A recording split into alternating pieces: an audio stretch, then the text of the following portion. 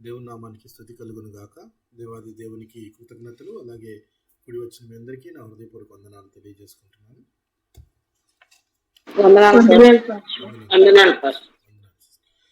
దేవుని వర్తమానాన్ని ధ్యానిద్దాం ప్రియులారా. దేవుని వాక్యాన్ని ధ్యానిద్దాం.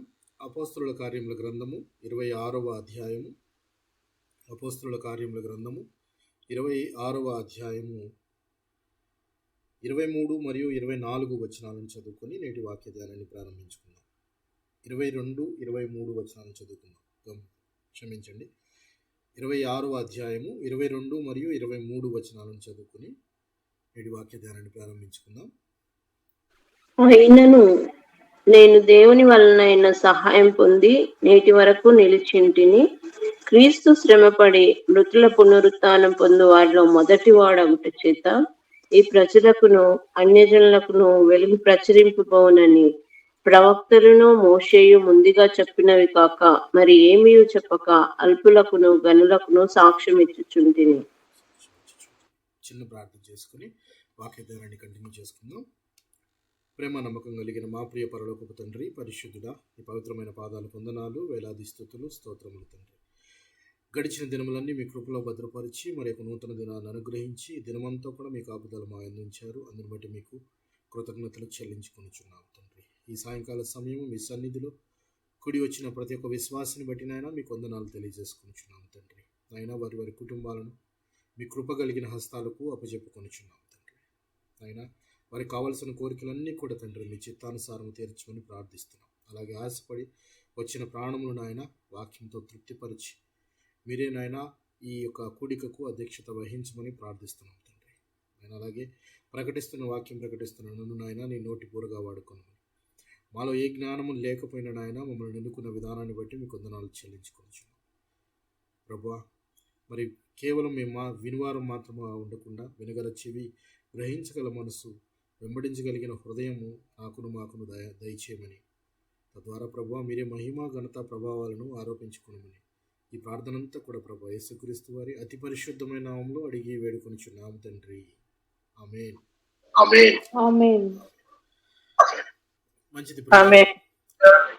నిన్న మనము ఎక్కడి నుంచి ఎక్కడ వరకు ఆపామో మీకు అందరికీ జ్ఞాపకం ఉండే ఉంటుంది. బెన్యామీను గోత్రము, అందులోను పౌలు గారి 3 మిషనరీ జర్నీస్ అయిపోయినాయి. 3వ జర్నీకి 4వ జర్నీ అని పిలువబడేకి దానికి మధ్యలో పౌలు గారు ఫేస్ చేస్తున్న అనుభవాలు, శ్రమలు అని చెప్పొచ్చు. ఇవన్నీ కూడా మనము ధ్యానిస్తూ ఉన్నాం. ఈ శ్రమలలో మనము నిన్నటి దినము ఎక్కడ దాకా వచ్చి ఆగామో జ్ఞాపకం ఉందా మీకు? నిన్నటి దినం మనం ఎక్కడ దాకా పౌలు గారిని కైసరయకు పంపించి అక్కడ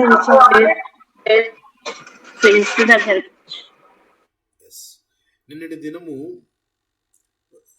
రోమియోలో ఒక అధికారి, ఒక గవర్నర్ అయిన ఫేలిక్స్ అనే అతని గురించి మనం మాట్లాడుకున్నాం. అతని దగ్గర విచారణ చేస్తూ ఉన్నప్పుడు పౌలు గురించి ఆయన అనేక మార్లు పౌలుని పిలిపించుకొని దేవుని వాక్యాన్ని విన్నట్టుగా మనం చూసాం. ఏదో పౌలు గారు కూడా ఏదో ద్రవ్యం ఇస్తారేమో అన్న ఆశ ఆయనలో కనపడింది. అయితే పౌలు గారు మాత్రము అతనికి ఏ మాటలు చెప్పాలో ఆ మాటలను చెప్పినట్లు, నీతిని గురించి, ఆశా నిగ్రహం గురించి చెప్పినట్టు కూడా చూసాం. ఆశా నిగ్రహం అనేది ప్రత్యేకంగా ఆయనకి చెప్పవలసిన అవసరం ఏంటంటే ఆయన పెళ్లి చేసుకున్న స్త్రీ ఒకరి భార్య అందు ఇతను ఆశపడి ఆమెను వివాహం ఆడాడు. నీతి లేదు అందులో, ఒక ఆశా నిగ్రహము లేదు. అలాగే రాబో ఉగ్రత దినమున విమర్శకు గురి అవుతావు అనీతిమంతుల పునరుత్థానంలో అని ఈ విషయాలన్నీ ఫేలిక్స్కు చెప్తే ఇక చాలు అని చెప్పి ఆయన ఒక్కసారి ఆపేయమని, తర్వాత పలుమార్లు ఆయన పిలిపించుకొని వినడం జరిగింది. కానీ అన్నీ తెలుసు. చాలామంది జీవితాల్లో మనకు కనపడుతున్నది ఏంటంటే ప్రియులారా, క్రీస్తు మన కొరకు ప్రాణం పెట్టాడు, అలాగే ఆయనే నిజమైన దేవుడు అని గుర్తిరిగిన మనుషులు కూడా, అన్నీ తెలిసిన వ్యక్తులు కూడా అంగీకరించలేని స్థానంలో ఈ రోజున చాలామంది ఉన్నారు. అది ఇక్కడ ఫేలిక్స్ ఒక అధికారిగా కనబడుతున్నాడు. అధికార గర్వంతో నేనెందుకు ఒప్పుకోవాలి, నేను ఎందుకు ఒప్పుకోవాలి అని ఒక అధికారం అడ్డొస్తుంది ఆయనకి. చాలామంది ఈ రోజున అలాంటి స్థితిలోనే ఉన్నారు. వారున్న స్థితిగతులను బట్టి, పరిస్థితులను బట్టి నిజ దేవుడి యొక్క మహిమను గుర్తెరగలేకపోతున్నారు, అంగీకరించలేకపోతున్నారు, తమ పాపములను ఒప్పుకొనలేకపోతున్నారు. ఫేలిక్స్ విషయంలో కూడా అదే జరిగింది. అన్నీ తెలుసు ఆయనకి, ఎందుకంటే తన భార్య యూదురాలు కాబట్టి యూదుల ఆచారాలన్నీ తెలుసు, యూదుల నిరీక్షణ తెలుసు, అన్నీ తెలుసు ఆయనకి. కానీ అంగీకరింపలేని మనస్సు, అధికారం అడ్డొస్తున్న అధికార గర్వం, ఇవన్నీ కూడా ఆయన వదిలేసి వెళ్ళిపోయాడు. ఆయన తర్వాత ఒక అధికారి వస్తూ ఉన్నాడు. ఇప్పుడు పౌలు గారు మాట్లాడుతున్న మాటలు ఎవరి ముందు మాట్లాడుతున్నాడు, ఎవరితో మాట్లాడుతున్నాడు అని మనం తెలుసుకోవాలి అని అంటే, పౌలు గారు ఏం మాట్లాడుతున్నారు మనం చదువుకున్న వచనంలో 22-23 వచనాలు కనుక మనము గమనిస్తే, క్రీస్తు శ్రమపడి మృతుల పునరుత్థానం పొందువారిలో మొదటి వాడగుట చేత ఈ ప్రజలకు అన్యజనులకు వెలుగు ప్రచురింపబోవునని ప్రవక్తలు చెప్పారని చెప్తున్నాడు. మోషే గారు కూడా ఈ మాటలు చెప్పారు. వాళ్ళు చెప్పినవి తప్ప నేనేమీ చెప్పట్లేదు అని క్లియర్గా చెప్తూ ఉన్నాడు. ఎక్కడ చెప్తున్నాడు ఈయన, అది మనకి తెలియాలి అని అంటే నిన్నటి నుంచి మనం కంటిన్యూ చేయాలి. ఎవరితో చెప్పుకుంటున్నాడు ఈ మాటలు? అయ్యా, నేను ఆది నుంచి గ్రంథాలలో ఉన్న ప్రవక్తలు, మోషే గారు ఏ మాటలు అయితే చెప్పారో అవే మాటలు తప్ప నేను ఏది క్రొత్తగా యాడ్ చేయటం లేదు, అవే చెప్తున్నాను. వారు చెప్పినది ఏంటి? క్రీస్తు శ్రమపడి మృతుల పునరుత్థానం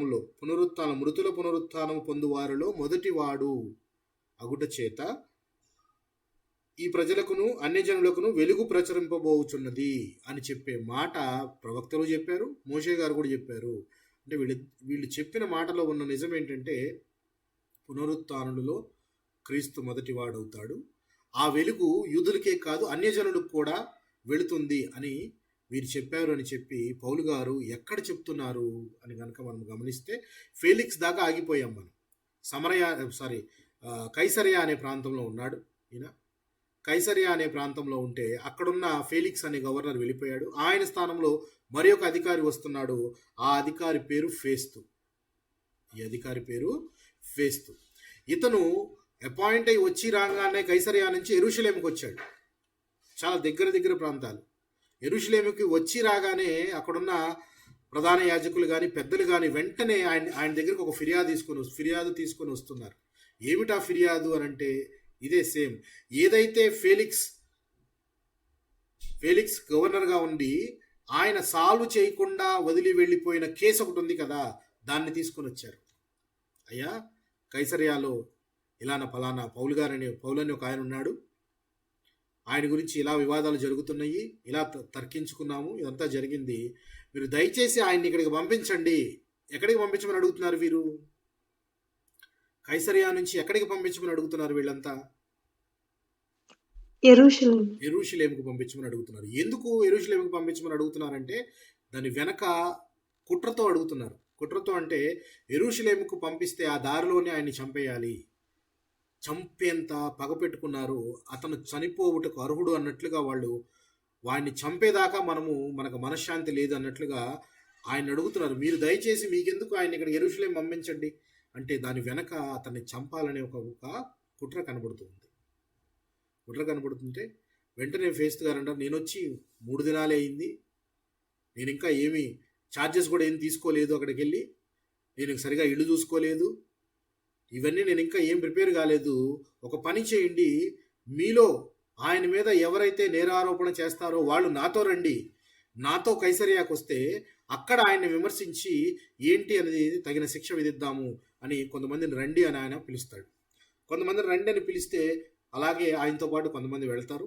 కొంతమంది వెళ్ళిన తర్వాత ఫేస్తు వెరీ నెక్స్ట్ డే అక్కడి నుంచి కైసరియాకి వెళ్ళిన వెరీ నెక్స్ట్ డే ఇదే కేసు మీద కూర్చుంటాడు. వెంటనే ఆయన పిలిపించండి, ఎందుకంటే ఈ వచ్చిన రోమా అధిపతులందరూ కూడా యూదులను మెప్పించాలని, యూదులకు తగిన విధంగా పరిపాలించాలి, లేకపోతే యూదుల్లో మరలా అల్లర్లు రేగుతాయి, వీరు తిరుగుబాట్లు చేస్తారేమో అన్నట్లుగా యూదులను మెప్పించాలని ప్రతివారు వాళ్ళని ఇంప్రెస్ చేయాలని ట్రై చేస్తూ ఉంటారు.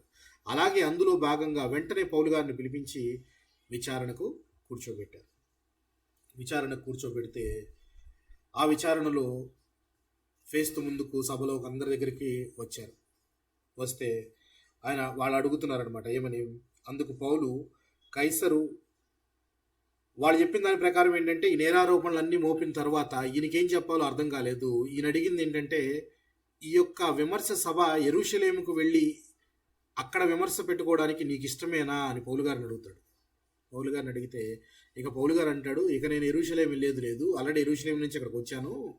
ఇక్కడికి వస్తే ఇక్కడ ఆల్రెడీ నేను మీ ముందున్న ఒక గవర్నర్తో చెప్పుకున్నాను, మహాసభ అయిన యూదుల కోర్టులోనూ చెప్పుకున్నాను. ఇక నేను చెప్పుకుంటే డైరెక్ట్గా కైసర్కే చెప్పేస్తాను, డైరెక్ట్గా కైసర్ ముందే మాట్లాడతాను, ఇంకెవరి ముందు నేను మాట్లాడను. ఇక కైసరు అంటే ఎవరు? వీళ్ళందరూ గవర్నర్లు, the ultimate emperor of Rome, రోమాలో ఉండే చక్రవర్తి. అప్పట్లో ఎవరు అంటే నీరో. ఎవరు ప్రియులారా? ఎవరు అనుకుంటున్నారు? నీరో చక్రవర్తి. ఈయన అంటున్నాడు, నేను ఇక ఈ సభల్లో ఎక్కడా నేను మాట్లాడను, డైరెక్ట్గా మాట్లాడితే కైసర్ దగ్గరే మాట్లాడతాను అన్నాడు. అనగానే ఒక్కసారి ఫేస్తు కూడా ఆశ్చర్యపోయి అమ్మో ఇంత పెద్ద మాట అన్నాడు ఏంటి, ఇక్కడ మనము సాల్వ్ చేయలేంది డైరెక్ట్గా ఆయన దగ్గరికి పంపించమంటున్నాడు అని చెప్పేసేసి, సరే ఫేస్తు తన సభవారితో ఆలోచన చేసి తర్వాత కైసరు ఎదుటి చెప్పుకొందు వంటివే కైసరు వద్దకే పోవుదు అని ఉత్తరం ఇచ్చాను. సరే నువ్వు కైసరు ముందే చెప్పుకుంటానంటున్నావు కదా, అక్కడికే నేను పంపిస్తాను, అక్కడే చెప్పుకుందులే అని చెప్పేసి ఆయన ఆ సభను అంతవరకు నిలిపివేశాడు. కైసరు దగ్గరకు వెళ్ళి చెప్పుకోవాలి అనే మాటలో 2 అర్థాలు ఉన్నాయి. గమనించారా? మీకేమైనా అర్థమైందా? ఆయన పౌలు గారి యొక్క ఇంటెన్షన్, దాని వెనక ఇంటెన్షన్ మీకు ఒకటి కనపడుతుందా?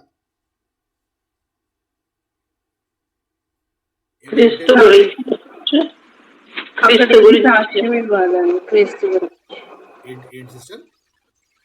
అక్కడ వెళ్ళి తన సాక్ష్యం చెప్పమన్నారు కదా ప్రభు. Very good sister. కైసరికి చెప్పుకోవడంలో 2 ఆయన ఇంటెన్షన్స్ ఏంటంటే, ఈయన అల్టిమేట్ చక్రవర్తి, ఆయన కైసరు.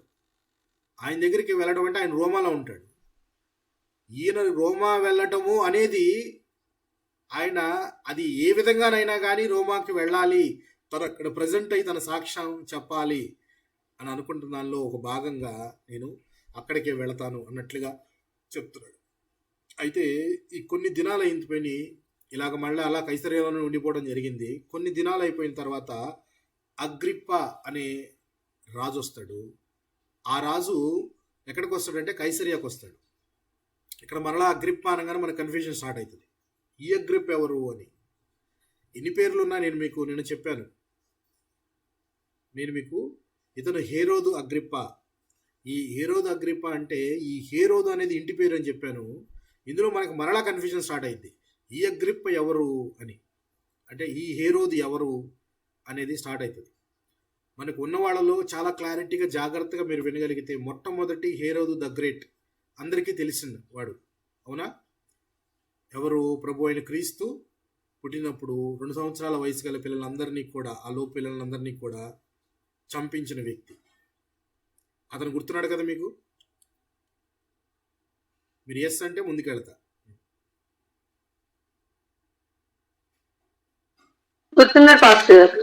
ఆయన మొదటివాడు.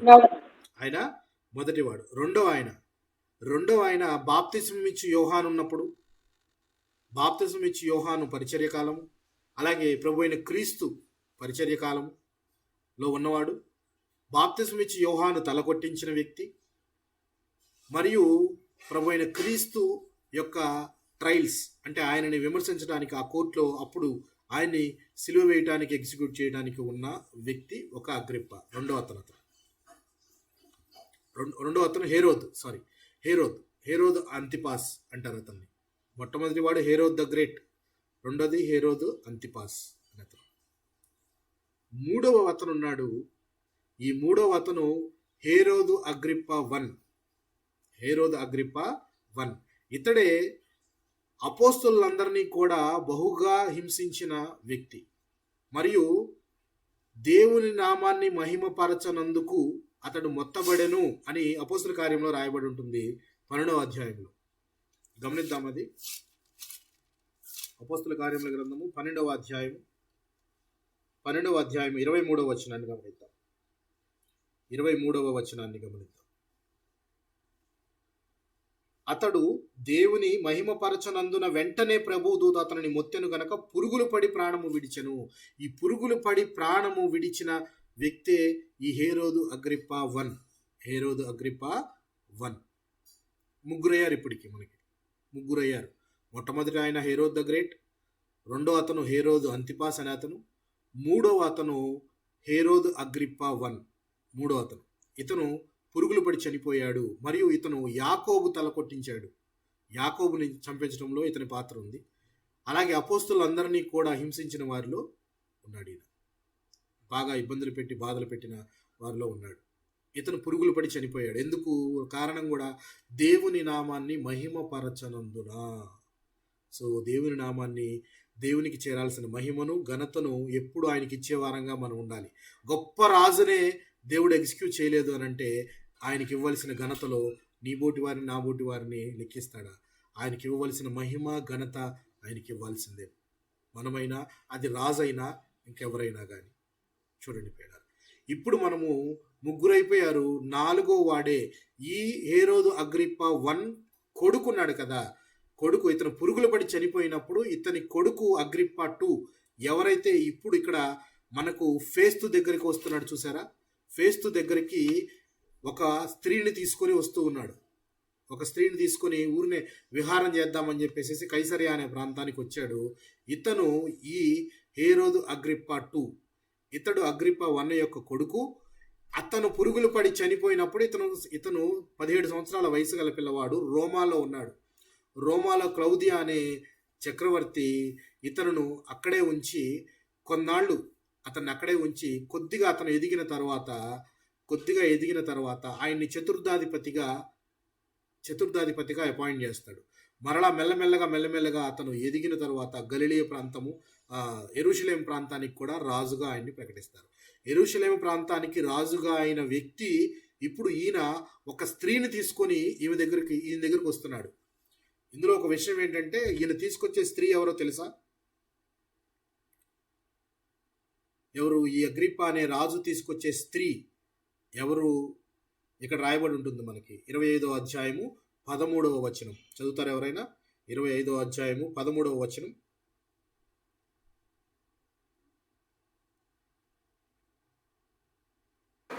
కొన్ని దినములు అయిన తర్వాత రాజైన అగ్రిప్పయు బెర్నీకేయు ఫేస్తు దర్శనం చేసుకున్నట్టుకు కైసరయ్యకు వచ్చారు. ఇప్పుడు అగ్రిప్పతో వచ్చినది ఎవరు? అగ్రిప్పతో వచ్చినది ఎవరు? ఆ పేరేం రాయబడి ఉంది అక్కడ? బెర్నీకే, ఒక స్త్రీ. ఈమె యాక్చువల్గా ఈ బెర్నీకే అనే ఆమె కూడా హేరోదు అగ్రిప్పా 1 కూతురు. ఆయన కూతురు అయినప్పుడు ఇప్పుడు ఈయనకేమవుతుంది? హేరోదు అగ్రిప్పా 1కి కొడుకున్నాడు. ఆ కొడుకు పేరు హేరోదు అగ్రిప్పా 2. ఆయన కూతురు కూడా ఉంది. ఆ కూతురు పేరు బెర్నీకే. ఇప్పుడు వీళ్ళిద్దరు ఏమవుతారు? ఆయనకు పుట్టిన వాళ్ళిద్దరు ఏమవుతారు?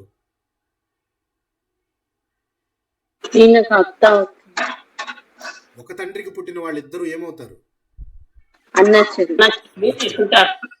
చెల్లి. అంటే ఈయనకి సిస్టర్తో సంబంధం. ఈమెకు ఆల్రెడీ పెళ్ళైపోయి ఉంటుంది.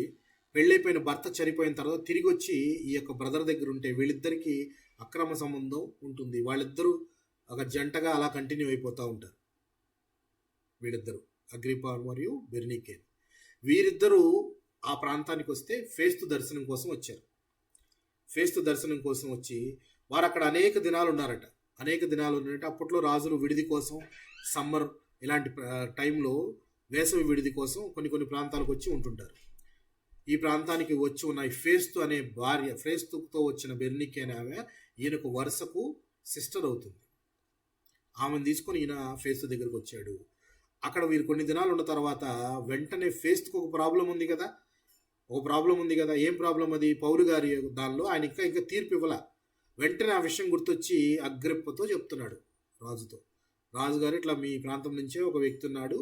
ఆ వ్యక్తి విషయంలో ఈ విధంగా వాదనలు ప్రతివాదనలు జరిగినాయి. అతనైతే ఏకంగా ఇప్పుడు నేను కైసరికి తప్ప ఎవరితోనూ ఏమీ మాట్లాడను, కైసర్ దగ్గరే చెప్పుకుంటాను అంటున్నాడు. మరి కైసర్ దగ్గర చెప్పుకోవడానికి అతన్ని పంపించే ముందు నేను అతనిని ఎందుకు పంపిస్తున్నాను, అతని నేరం ఏంటి, శిక్ష ఏంటి, లేకపోతే ఎవరు ఆ నేరం ఆరోపించారు, ఇవన్నీ నేను క్లియర్గా డీటెయిల్గా రాసి పంపించాలి. కానీ నాకు ఏమి రాయాలో అర్థం కావట్లేదు. అర్థమైన ఫెలిక్స్ ఏమి రాయలేదు. అర్థం కాని ఈయనేమి రాస్తాడు? ఈయనేమంటున్నాడు, నాకేం అర్థం కావట్లేదు, యేసు బ్రతికున్నాడు అని చెప్తున్నాడు ఈయన. నాకు అర్థమైంది ఏంటంటే, యేసు అనే వ్యక్తిని గురించి, యూదుల మతము గురించి, యూదులకు ఈయనకి వాగ్వివాదం జరుగుతుందని ఒక్క మాట నాకు అర్థమైంది. యేసు బ్రతికే ఉన్నాడని అంటాడు ఈయన. నాకు అది ఆ విషయమే అర్థం కావట్లేదు.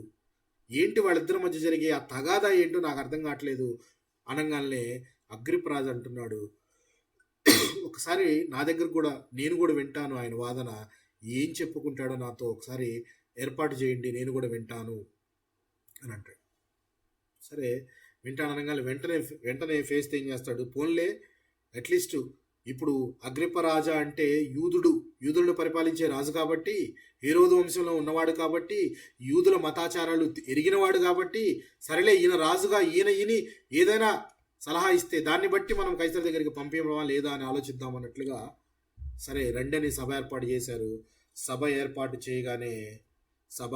ఏర్పాటు చేయగానే చేసే ముందు ఫేస్తు కూడా చెప్పిన మాట ఏంటంటే, ఈ విచారణ అయిన తర్వాత ఏదైనా డెసిషన్ తీసుకుందామని చెప్పేసి ఒక విచారణకి మరలా ఒక సభను ఏర్పాటు చేశారు. ఈ సభలో అందరూ కూర్చొని ఉన్నారు. ఫేస్తు కూర్చున్నాడు, అగ్రిప్ప, అలాగే బెర్నీకే, ఈ మిగిలిన వారందరూ కూడా కూర్చొని ఉంటే అగ్రిప్ప రాజుతో పౌలు గారు తన వాదనను వినిపించుకుంటున్నారు. ఇప్పుడు ఈ అగ్రిప్ప రాజుతో పౌలు ఏమని చెప్తున్నాడు 26వ అధ్యాయం 1వ వచనం నుంచి స్టార్ట్ అవుతుంది. అందుకని ఇప్పుడు అగ్రిప్ప రాజుతో మాట్లాడుతున్నాడు. 1వ వచనం చూద్దాం. 26వ అధ్యాయం 1వ వచనం. అగ్రిప్ప పౌలును చూచి, నీ పక్షంలో చెప్పుకొనుటకు నీకు సెలవైనదనెను. అప్పుడు పౌలు చేయి చాచి ఈలాగు సమాధానము చెప్పసాగెను. వెంటనే నువ్వు చెప్పుకో అని చెప్పగానే ఈయనకి సమయం వచ్చింది కాబట్టి వెంటనే ఈయన స్టార్ట్ చేసేటప్పుడు ఏమని స్టార్ట్ చేస్తున్నాడో గమనించండి. 2వ వచనం. అగ్రిప్ప రాజా, తమరు యూదులలో ఉండు సమస్తమైన ఆచారములను వివాదములను విశేషముగా ఎరిగిన వారు కనుక మీరు విశేషముగా ఎరిగి ఉన్నారు. ఇంతకుముందు నేను ఎవరికైతే విన్నవించుకున్నానో ఆ ఇద్దరు రోమాధిపతులు, అందులో ఒక వ్యక్తికి పూర్తిగా మన గురించి తెలిసినా కానీ అతని అధికారం అడ్డొచ్చి ఏమీ చేయలేదు.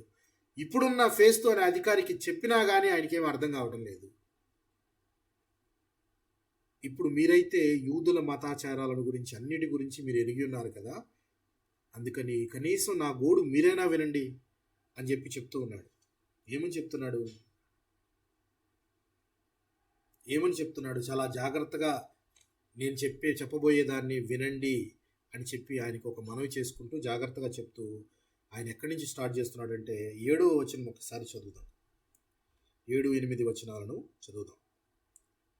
26వ అధ్యాయము 7 మరియు 8 వచనాలను చదువుదాం. మన 12 గోత్రముల వారు ఎడతెగక దివారాత్రులు దేవుని సేవించుచు ఆ వాగ్దానము పొందుదమని నిరీక్షించుచున్నారు. ఓ రాజా, ఈ నిరీక్షణ విషయమే యూదులు నా మీద నేరము మోపియున్నారు. దేవుడు మృతులను లేపిన సంగతి నమ్మతగనిదని మీరేలా ఎంచుచున్నారు?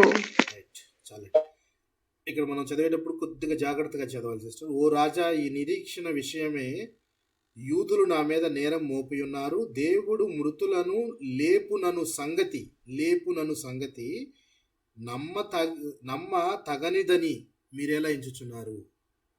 మృతులను లేపుతాడు ఆయన, అది నమ్మతగనిదా?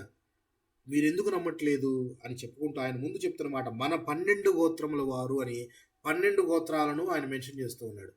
చాలామందికి ఇదొక సమాధానము, 12 గోత్రాలు ఇక్కడ ఉన్నాయి అని చెప్పడానికి. ఎందుకు 12 గోత్రాలు అని చెప్తున్నానంటే, నేను యూదులు బబులోను చెరకు వెళ్ళిపోయారు. అలాగే ఇశ్రాయేలీయులు 10 గోత్రాల వారు అష్షూరు చెరకు వెళ్ళిపోయారు. తర్వాత ఎప్పుడో వారు మందిరాన్ని కట్టుకోమని కోరేషు చక్రవర్తి పంపించినప్పుడు అప్పుడు కేవలం యూదులు మాత్రమే వచ్చారు అనే ఒక వాదన చాలామంది గ్రంథకర్తల్లోనూ చాలామంది వారిలోనూ ఈ యొక్క వాదన ఉంది. ఎందుకనంటే బబులోనుని జయించింది మాది పారసికులు కదా, సో పారసికుల అండర్లో బబులోను వారు మాత్రమే ఉన్నారు.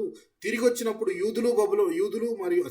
తిరిగి వచ్చినప్పుడు కేవలము యూదులు మాత్రమే వచ్చారు బబులోను నుంచి, మిగిలిన వారు రాలేదు అని అనటానికి లేదు. ఎందుకనంటే ఇక్కడ పౌలు గారు చెప్పేటప్పుడు మన 12 గోత్రాల వారికి నిరీక్షణ అంటే అన్ని గోత్రాల వారు వచ్చారు. ఈ 12 గోత్రాల వారు నిరీక్షణ ఏమి కలిగి ఉన్నదంటే మృతుల పునరుత్థానము. ఈ నిరీక్షణ నేను కలిగి ఉన్నాను అని చెప్పి ఆయన చెప్తున్నాడు. ఇది చెప్తూ ఆయన స్టార్ట్ చేస్తూ మీరు ఎందుకు నమ్మట్లేదు ఇది అని చెప్తూ ఆయన చెప్తున్న మాట ఏంటంటే, ఇక పౌలు గారి సాక్ష్యం మొత్తం చెప్తున్నాడు. ఈ సాక్ష్యం మనం ఇంతకుముందు కూడా విన్నాం. దమస్కు మార్గంలో ఆయనకి జరిగిన అనుభవం, దమస్కులో ఆయనకు అనుభవం జరగక ముందు తన పూర్వపు స్థితిగతులు, తను ఏ ఆచారాన్ని ఏ ధర్మాన్ని ఆచరించేవాడు, ఎక్కడ తన విద్యాభ్యాసాన్ని చేశాడు, అలాగే విద్యాభ్యాసము చేసిన తర్వాత దేన్ని ఆచరించి ఆయన ఈ మార్గంలో ఉన్న వారందరినీ హింసించేవాడు. అలా ఈయన సాక్ష్యం అంత క్లియర్గా ఎక్స్ప్లెయిన్ చేస్తాడు. దమస్కులో తనకు జరిగిందేంటి, వెలుగు కనపడి దేవుడు తనతో మాట్లాడి, దేవుడు యూదులకును అలాగే అన్యజనులకు వెలుగుగా నిన్ను ఉంచుతానని చెప్పిన మాట, ఇవన్నీ మాట్లాడుతూ ఉంటాడు. మాట్లాడుతూ ఆయన ఈ సాక్ష్యంలోని భాగమే ఈ యొక్క మనం చదువుకున్న బేస్ వర్స్ 22వ వచనం. ఏంటి బేస్ వర్స్ ఇది? క్రీస్తు శ్రమపడి మృతుల పునరుత్థానము పొందువారిలో మొదటి వాడగుట చేత ఈ ప్రజలకును అన్యజనులకును వెలుగు ప్రచురింపబోవునని ప్రవక్తలను మోషేయు ముందుగా చెప్పినవి కాక మరి ఏమీయూ చెప్పక అల్పులకును గనులకును సాక్ష్యమిచ్చుచుంటిని. ఇప్పుడు మనము ఆలోచించాల్సింది ఏంటి అంటే, ఈరోజు మనం పాయింట్, ప్రవక్తలు మోషే పునరుత్థానము గురించి కానీ లేక క్రీస్తు పునరుత్థానంలో మొదటి వాడు అని కానీ ప్రవక్తలు ఎక్కడ చెప్పారు?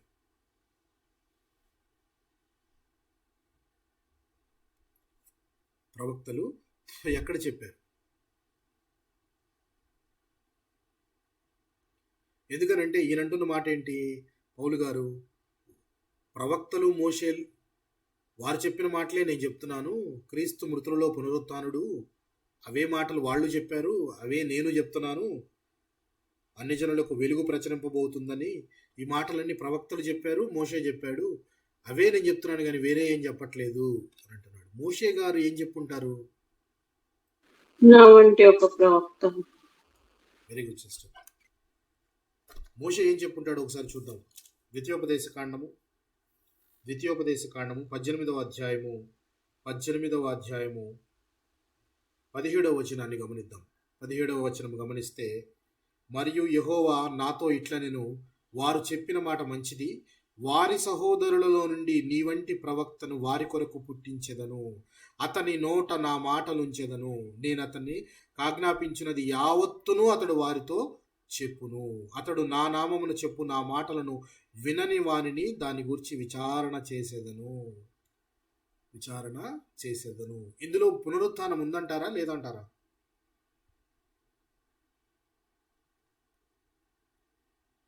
ఈ మాటలో పునరుత్థానం ఉందంటారా లేదంటారా? ఉంది. Very good. ఇంకా మిగిలిన వారు ఎక్కడ ఉంది చెప్పండి.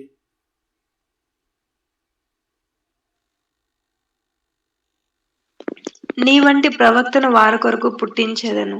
ఎస్, నీ వంటి ప్రవక్తను పుట్టించెదను. మరి నీ వంటి ప్రవక్త అంటే మోషే మరలా పుట్టలేదుగా. నా మాటలను వినని వాడిని దాని గురించి విచారణ చేసి. ఇక్కడ మనం ఆగి ఆలోచించాల్సింది ఏంటంటే, నీ వంటి ప్రవక్త అనగానే రైట్, కరెక్టే. మోషే వంటి ప్రవక్త, తన ఇల్లంతటిలోనూ నమ్మకస్తుడు, తన ప్రజలు తన జనులు అనుకున్న వారిని పాపమనే కొలిమి నుంచి, ఐగుప్తు అనే పాపము నుంచి ఎక్కడికి, కనాను అనే వాగ్దాన భూమిలోనికి తీసుకుని వెళ్ళిన ప్రవక్త.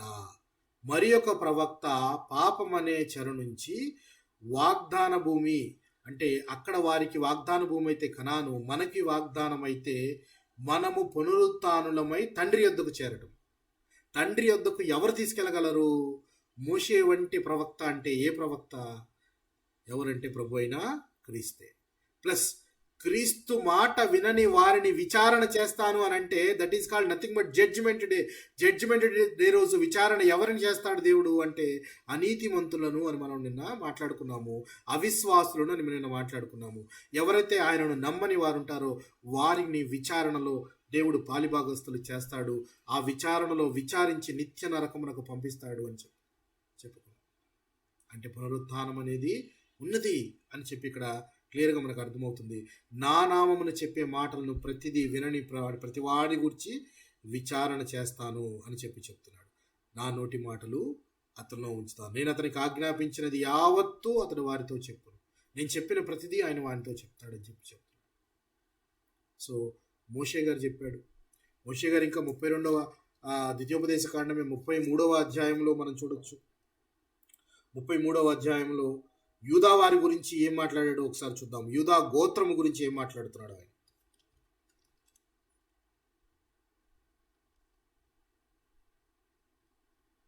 యూదా గోత్రం గురించి ఏమైనా మాట్లాడుతున్నాడో చూద్దాం.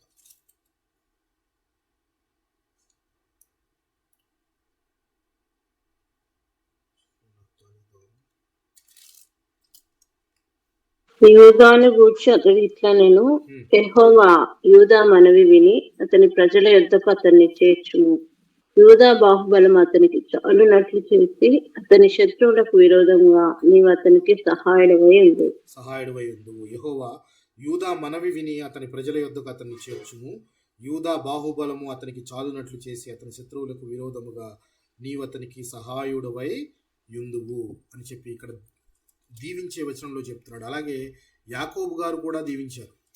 యాకోబు గారు తన 12 గోత్రాల వారిని దీవించేటప్పుడు 49వ అధ్యాయంలో మనం చూడవచ్చు. 49వ అధ్యాయంలో మనం చూడవచ్చు. అందులో క్లియర్గా షిలోహు వచ్చు వరకు అంటే యూదా యొద్ద నుండి దండము తొలగదు అని చదువుకుంటాం. అతని కాళ్ల మధ్య నుండి రాజదండము తొలగదు, ప్రజలు అతనికి విధేయులయుందురు.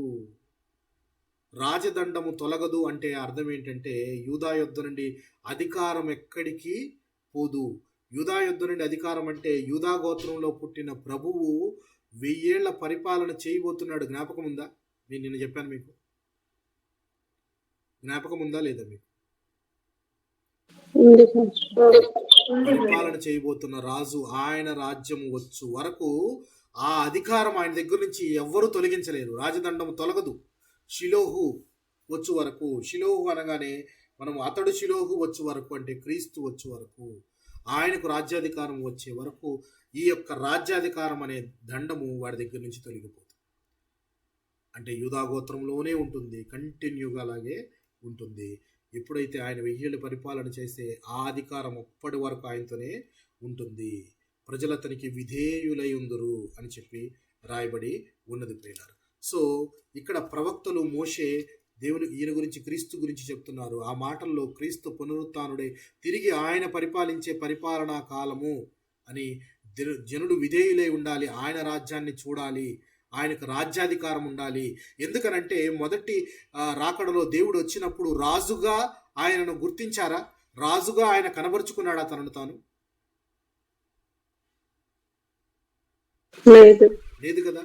అందుకే చాలా మంది యూదులు నమ్మకపోవడానికి కారణం ఏంటంటే రాజులకు రాజు, యూదులకు రాజుగా పుట్టినవాడు అని అందరూ చెప్తున్నారు కదా. రాజు అయితే గుర్రం మీద రావాలి, ఈయనేంటి గాడిద మీద వస్తున్నాడు, ఈయన గాడిద మీద వస్తున్నాడు, ఈయనలా రాజు అవుతాడని చాలా మందిని లాజిక్ ప్రకారం నమ్మలేకపోయారు.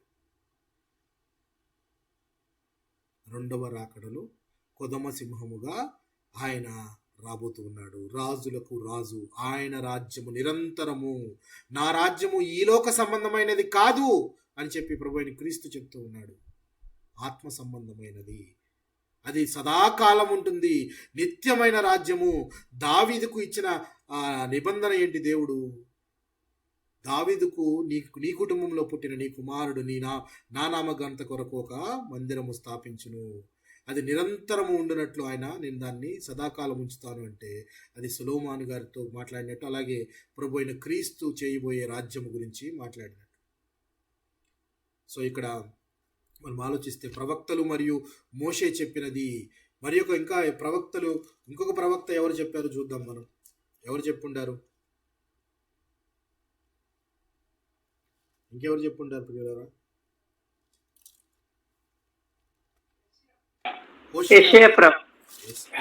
యెషయా గారి ముందుకి వెళ్ళే ముందు హోషేయ ప్రవక్త కూడా చెప్పినట్టు మనం చూద్దాం. హోషేయ గారి గురించి చూద్దాం. హోషేయ గ్రంథము 5వ అధ్యాయం. హోషేయ గ్రంథము 5వ అధ్యాయము 14-15 వచనాలను చూద్దాం. ఏలయనగా ఎఫ్రాయిమీయులకు సింహం వంటి వాడనుగాను, యూదా వారికి కొదమ సింహం వంటి వాడనుగాను నేనుందును. నేనే వారిని పట్టుకుని చీల్చెదను, నేనే వారిని కొనిపోదును, విడిపించు వాడొక్కడును లేకపోను. వారు మనస్సు త్రిప్పుకొని నన్ను వెదకు వరకు నేను తిరిగి నా స్థలంలోకి పోదును. తమకు దురవస్థ సంభవింపగా వారు నన్ను బహు శీఘ్రంగా వెదకుదురు. చూసారా, కొదమ సింహంగా నేను వస్తానంటున్నాడు. అలాగే వారు మనస్సు త్రిప్పుకొని నన్ను వెదకు వరకు నేను తిరిగి నా స్థలమునకు పోవుదును. అలాగే తమకు దురవస్థ సంభవింపగా వారు నన్ను బహుశీఘ్రముగా వెతుకుదురు. దేవుని రాజ్యాన్ని, నీతిని వెతకాలి. అలాగే వారందరూ తప్పిపోయారు. మనమందరము దారి తప్పి గొర్రెల వలె దారి తప్పిపోయి ఉన్నాము. అయితే 6వ వచనంలో, 6వ అధ్యాయం 1వ వచనంలో రాయబడింది చూడండి, మనము యెహోవా యొద్దకు మరలుదము రండి. ఇది అక్కడి మాటలు ఇశ్రాయేలీల గురించి, యూదావారి గురించి అయినప్పటికీ మనము యెహోవా యొద్దకు మరలుదము రండి అంటే దేవుని దారిలోనికి మనం మరలా వెళ్ళాలి అని అంటే స్వస్థపరిచేవాడు లేక ఆ దారిని చూపించేవాడు ఒకరు ఉండాలి. అది ఎవరు కనబడుతుంది చూడండి ఇక్కడ. మనము యెహోవా యొద్దకు మరలుదము రండి, ఆయన మనలను చీల్చివేసెను, ఆయనే మనలను స్వస్థపరచును, గాయపరుచువాడను నేనే, గాయము మాన్పువాడను నేనే అంటున్నాడు. స్వస్థపరిచేవాడను కూడా నేనే అంటున్నాడు ఆయన. చూడండి ప్రియులారా, మిమ్మల్ని అందరినీ, మనల్ని ఆయన అయితే చీల్చివేశాడు, కానీ మనం స్వస్థపడాలంటే ఎవరు మార్గము? ఆయనే మార్గము. ఆయనే మనలను స్వస్థపరచును, ఆయన మనలను కొట్టెను, ఆయనే మనలను బాగు చేయును. 2 దినములైన తరువాత ఆయన మనలను బ్రతికించును. 2 దినములైన తర్వాత బ్రతికించును అని చెప్పి ఇక్కడ రాయబడింది. అంటే మనము తిరిగి బ్రతకాలి అంటే దేవుని వైపుకు మరలితే ఆయన స్వస్థపరచువాడుగా ఉంటున్నాడు. స్వస్థపరచబడాలి అంటే ఆయన మృతులలో పునరుత్థానుడై లేచి ఈ మరణము నుంచి మనకు జీవమును ఇస్తాడు, గాయపరిచి అలాగే స్వస్థపరిచేవాడు ఆయనే అన్నట్లుగా మనకి ఇక్కడ హోషేయ గ్రంథంలో క్లియర్గా కనబడుతుంది ప్రియులారా. హోషేయ గ్రంథం ఇందాక మీరు చెప్పినట్లు యెషయా గ్రంథం అనుకుందాం. యెషయా గారు ఏం మాట్లాడారో ఒక్కసారి చూద్దాం. యెషయా అనగానే మన జ్ఞాపకం వచ్చే అధ్యాయం ఏంటి చెప్పండి?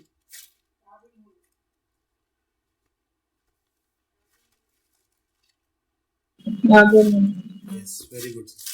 53వ అధ్యాయాన్ని ఒక పేరుతో పిలుస్తారని చెప్పాను నేను, జ్ఞాపకం ఉందా? ఏంటో పేరు? Suffering servant. ఆయన శ్రమలను గూర్చి ఇది ఒక్క అధ్యాయమే దేవుని పుట్టుక, మరణము, పునరుత్థానము మూడింటిని వివరిస్తుంది. దేవుని పుట్టుక, క్రీస్తు పుట్టుక, మరణము, పునరుత్థానము మూడింటిని వివరించే ఏకైక అధ్యాయం. గుర్తుపెట్టుకోండి, ఏకైక అధ్యాయం. 53వ అధ్యాయం కనుక చూస్తే మనము అతడు తృణీకరింపబడిన వాడును, ఆయను మనుషుల వలన విసర్జింపబడిన వాడును, వ్యసనాక్రాంతుడుగాను వ్యాధిని అనుభవించిన వాడు కాను, మనుష్యులు చూడనల్లని వాడుగాను నుండెను. అతడు తృణీకరింపబడిన వాడు గనుక మనం అతనిని ఎన్నిక చేయలేదు అనంటే చాలామంది యూదులు ఆయనను ఎన్నిక చేయలేదు. రాజులకు రాజైన ఈయనే మెస్సయ్యా అని చాలామంది ఆయనను గుర్తించలేదు అని చెప్పి మనకు కనపడుతుంది. అలాగే అతడు దౌర్జన్యము నొందెను, బాధింపబడినను అతడు నోరు తెరవలేదు. వదకు తేబడు గొర్రెపిల్లయు బొచ్చు కత్తిరించు వాని ఎదుట గొర్రెయు మౌనముగా నుండినట్టు అతడు నోరు తెరవలేదు. మౌనముగా ఉన్నాడు అనే మాట కనుక మనం గమనిస్తే, దౌర్జన్యము నొందాడు అని కనుక గమనిస్తే, దౌర్జన్యం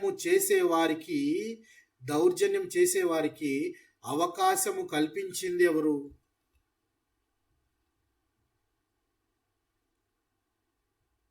దౌర్జన్యం చేసేవారికి అవకాశం కల్పించింది ఎవరు?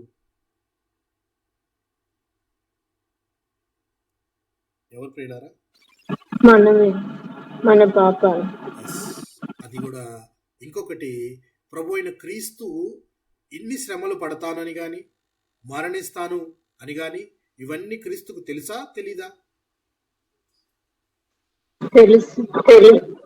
తెలుసా? తెలుసా? క్రీస్తును పట్టుకోవడానికి బండి రోజులు వచ్చినప్పుడు పేతురు గారు చాలా ఆవేశంతో ఒక వ్యక్తి చెవిని నరకడం మనం గమనిస్తాం. ఆ చెవిని నరికినప్పుడు ప్రభు అయిన క్రీస్తు అన్న మాటలను జ్ఞాపకం ఉందా? ప్రభు అయిన క్రీస్తు అన్న మాటలను జ్ఞాపకం ఉందా? కత్తి పట్టుకున్నాడు, కత్తితో మరణిస్తాడు. అదొకటి సిస్టర్. అప్పుడు ప్రభు అక్రమకారులు ఒకడు ఆయన నేను వేడుకుంటే ఆయన నా తండ్రి అనేక వ్యూహాలను పంపిస్తాడు. కంటే ఎక్కువ నమ్ముచున్నావా అని అంటాడు. అంటే నేను రిక్వెస్ట్ చేస్తే తండ్రి నా కొరకు హెల్ప్ని పంపించగలడు, నేను రిక్వెస్ట్ చేస్తే తండ్రి దీనిని తప్పించగలడు, కానీ నేను రిక్వెస్ట్ చేయను. ఎందుకంటే తండ్రి చిత్తం అది, ఆయన చిత్తం అది, ఆయన చిత్తం చొప్పున జరగాలి. కాబట్టి 12 సేనా వ్యూహాలు అని అంటే ఒక వ్యూహానికి ఎంతమంది యోధులు అని రాయబడి ఉంటుంది? 6,000 మంది యోధులు. 6,000 ఇంటూ 12 అంతేనా? 6,000 ఇంటూ 12 అంటే 72,000 మందిని నాకు సహాయం కొరకు పంపించగలడు నేను అడిగితే తండ్రిని. కానీ అడిగానా? అడగలేదు. ఎందుకు అడగలేదు? వాక్యము నెరవేరవలసి ఉన్నది అని ఆయనకు తెలుసు. వాక్యానుసారము, చిత్తానుసారము, దేవుని చిత్తానుసారము నేను ప్రాణము పెట్టవలసి ఉన్నది, ప్రాణము పెట్టవలసి ఉన్నది అని చెప్పి క్రీస్తుకు తెలుసు. క్రీస్తుకు తెలిసి ఆయన తన ప్రాణాన్ని పెట్టబోతున్నాడు అనంటే ఎంత గొప్ప విషయమో గమనించండి ప్రియులారా. వెళితే చస్తాను, వెళితే చనిపోతాను, ఇన్ని శ్రమలు అనుభవిస్తాను అని చెప్పి క్రీస్తుకు తెలుసు. నాతో ఉండి నాలో భోజనం చేసేవాడే నా మీద మడిమ ఎత్తుతాడు అని చెప్పి ప్రభు చెప్పిన మాటకు అర్థం ఏంటి? అలాగే నా వంటే నేను తీసుకున్న బాప్తిజం మీరు తీసుకొనగలరా అని ఒక ప్రశ్న వేస్తాడు దేవుడు తన శిష్యులతో.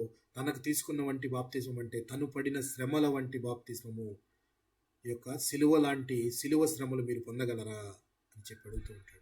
అన్ని శ్రమలను ఎరిగి సర్వము తెలిసి ఆయన తన ప్రాణమును అర్పించడానికి ఒక గొర్రెలాగా మౌనముగా నోరు తెరవకుండా ఉండిపోయాడు.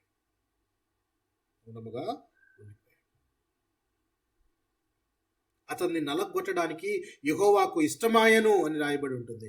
అంటే అది తండ్రికి ఇష్టము కాబట్టి అది జరిగింది, కానీ లేకపోతే జరిగేది కాదు. ఇష్టపూర్వకంగా తండ్రి తన కుమారుని అప్పగించాడు. అతడు తను తానే అపరాధ పరిహారార్థ బలి చేయగా అతని సంతానము చూచును. ఎవరి సంతానము? ఎవరి సంతానం అంటే ఆత్మీయ సంతానం. ప్రభువుకు మ్యారేజ్ కాలేదు కదా, సంతానం ఎక్కడి నుంచి వస్తారు అంటే ఆత్మీయంగా ఉన్న పిల్లలందరూ కూడా ఇది చూస్తారు. తన్ను తానే అపరాధ పరిహారార్థ బలిగా చేసుకునే వ్యక్తిని చూస్తారు అని చెప్పి రాయబడింది. అయితే దీనికి ముందు మనము ఆయన ఒక మాటను చూసుకోవాలి. ఏంటంటే అతను మరణమైనప్పుడు భక్తిహీనులతో అతనికి సమాధి నియమింపబడెను. అతను మరణమైనప్పుడు భక్తిహీనులతో అతనికి సమాధి నియమింపబడెను అని చదువుకుంటూ మరి ఒక మాటను మనము గమనిద్దాము. 10వ వచనంలోనే అతడు దీర్ఘాయుష్మంతుడగును, యెహోవా ఉద్దేశం అతని వలన సఫలమగును. దీర్ఘాయుష్మంతుడు అంటే అర్థం ఏంటి? దీర్ఘాయుష్మంతుడు అంటే అతనికి చావుందనే, చావును జయించిన వ్యక్తినే, సదాకాలము జీవించే వ్యక్తినే కదా దీర్ఘాయుష్మంతుడు అంటే.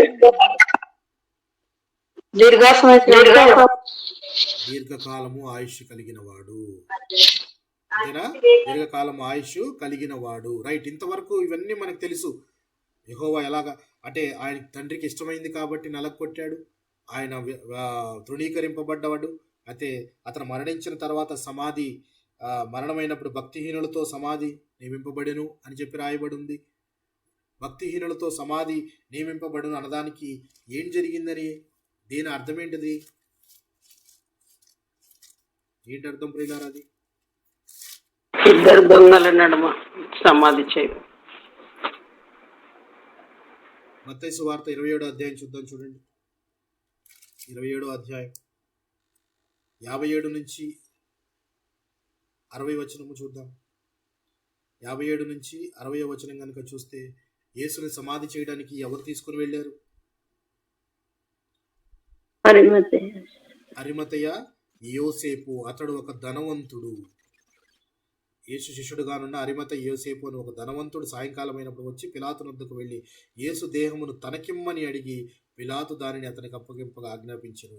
యోసేపు ఆ దేహమును తీసుకుని శుభ్రమైన నారబట్టతో కట్టి ఆయన సమాధిని ఉద్దేశించి ఇచ్చాడు. అతను మరణమైనప్పుడు భక్తిహీనులతో అతనికి సమాధి నియమింపబడెను. సమాధిలో దొంగలు లేరు. ఆయనకి సమాధి చేయబడినప్పుడు అరిమతయ యోసేపు అనే ఒక ధనవంతుడు. ఇంత కేసులో చూడాలి అని అంటే మనము భక్తిహీనుడు అని అంటే ఆయన భక్తుడా అని కాకపోయినా ఒక వ్యక్తి డబ్బులు ఇచ్చి తీసుకొనగలిగారు. ఆయన దేహాన్ని నేను తీసుకోవాలి అని తీసుకొని వెళ్ళి ఆయన డబ్బులతో ఆ సమాధిలో అది కొని ఆ సమాధిలో పెట్టడం అంటే ఒక విలువ కట్టి అది చెల్లించి అతను తీసుకున్నాడు. విలువ కట్టగలమా దేవునికి మనము? కానీ ఆయన సమాధిలో పెట్టాలని చెప్పేసి విలువ కట్టి అది తీసుకొని వెళ్ళినట్టు మనం చూస్తాం. అయితే ఇంకొక మాటని మనము గమనించాలి. ఏం మాట అంటే పునరుత్థానం ఇందులో ఎక్కడుంది అని కనుక మనం ఆలోచిస్తే పునరుత్థానం ఎక్కడుంది? మరణం కనపడింది. ఇక్కడ మరణమైన తర్వాత సమాధి కనపడింది. ఆయన పుట్టుకైతే మనం 53వ అధ్యాయంలో మొదటి వచనాల్లోనే చూడొచ్చు. ఎండిన భూమిలో మొలిచిన మొక్క వలె అని చూడొచ్చు మనము. ఆయన పుట్టుక కనపడింది, మరణము కనపడింది. పునరుత్థానం ఎక్కడుంది? ఇందులో దీర్ఘాయుష్యమంతుడు అవుతావు అనేది ఒక పాయింట్ మనకు కనపడింది, క్లియర్. కానీ 12వ వచనాన్ని గమనిస్తే మనకు అనేకమైన విషయాలు అర్థమవుతాయి. జాగ్రత్తగా 53వ అధ్యాయం 12వ వచనాన్ని గమనిద్దాం. కావున గొప్పవారితో నేను అతనికి పాలు పంచి పెట్టెదను, గనులతో కలిసి అతడు కొల్ల సొమ్ము విభాగించుకొనును. ఏలయనగా మరణమునందునట్లు అతడు తన ప్రాణమును దారబోసెను. అతిక్రమము చేయువారిలో ఎంచబడిన వాడాయను. అనేక పాపములు భరించుచు తిరుగుబాటు చేసిన వారిని గురించి విజ్ఞాపనము చేసెను. ఇందులో కనుక మనం ఆలోచిస్తే గొప్పవారితో నేను అతనికి పాలు పంచిపెట్టేదను అంటే గొప్పవారు ఎవరు? గనులతో కలిసి అతడు కొల్ల సొమ్ము విభాగించుకుని అంటే గనులెవరు? ఎవరి గొప్పవారు, ఎవరి గనులు?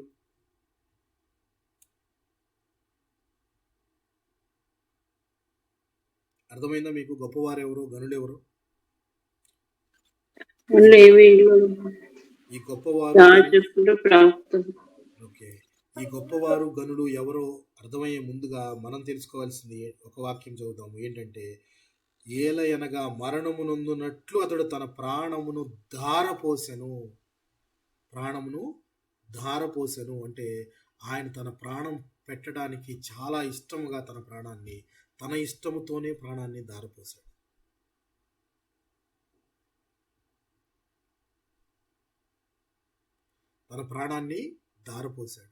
సో తన ప్రాణాన్ని ధారపోసి అతిక్రమము చేయువారిలో ఎంచబడిన వాడాయను. ఇది మనకు కావలసిన, ఇందాక అమ్మ చెప్పిన దొంగలలో ఆయన సిలువ మధ్యలో ఇద్దరు దొంగల్లో ఉన్నవారు ఉన్నాడు కదా, ఎంచబడిన వాడు. అతిక్రమము చేసిన వారు ఎవరు అంటే దొంగలు. ఆ దొంగలలో ఎంచబడిన వాడు, నెంబర్డ్. ఎంతమంది అక్కడ సిలువ వేయబడ్డారు?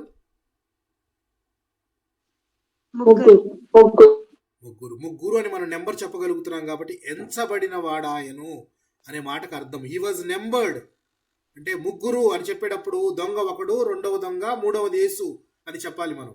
సో ఎంచబడిన వాడాయను, అతిక్రమం చేసిన వారిలో అంటే ఈ అతిక్రమం చేసిన ఇద్దరు దొంగల్లో ఈయన ఒకడు అని, ఆ ఇద్దరు దొంగల మధ్యలో క్రీస్తు ఉన్నాడు అని చెప్పి ఒక నెంబర్ ఆయనకి ఇవ్వబడింది. అంటే ఎంచబడిన వాడాయను, అతిక్రమము చేయవారిలో ఎంచబడిన వాడాయను. అనేక పాపములు భరించుచు తిరుగుబాటు చేసిన వారిని గురించి విజ్ఞాపనం చేశాను. అయితే ఇక్కడ మనం చెప్పుకోవాల్సింది ఏంటంటే కావున గొప్పవారితో నేను అతనికి పాలు పంచిపెట్టేదనంటే గొప్పవారిగా పాలు పంచిపెట్టేదనని తండ్రి చెప్తూ ఉన్నాడు తన కొడుకు గురించి, కుమారుని గురించి. ఏమనంటే గొప్పవారితో ఆయనకి పాలు పంచిపెట్టేదని అంటే ఆల్రెడీ ఈయనను గొప్పవాడిగా ఏం చేశాడు దేవుడు. ఈయన నా ప్రియకుమారుడు, దేవుడు అన్న మాట ఏంటి? ఈయన యందు నేను ఆనందించుచున్నాను. సో గొప్పవాడిగా ఏం చేశాడు? ఫిలిప్పీలకు రాసిన పత్రిక 2వ అధ్యాయం 9వ వచనం ఎవరైనా త్వరగా తీసి చదివితే మనం ముందుకు వెళ్ళిపోతాం. ఫిలిప్పీలకు రాసిన పత్రిక 2వ అధ్యాయం 9వ వచనాన్ని గమనిద్దాం.